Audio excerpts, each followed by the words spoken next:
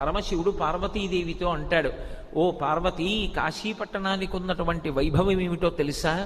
పాపములకు ఎదుర్చుక్క కాశీ, ఉపపాతములకు విషము కాశీ, కళ్యాణముల కాటపట్టు కాశీ, ముక్తికి పుట్టినిల్లు కాశీ. కాశీపట్టణం లోపలికి వెడుతుంటేనే రోమకూపములను ఆశ్రయించి ఉన్నటువంటి పాపరాశి పక్షి రూపంలో ఎగిరిపోయి చెట్లని పట్టుకుని ఉంటాయి.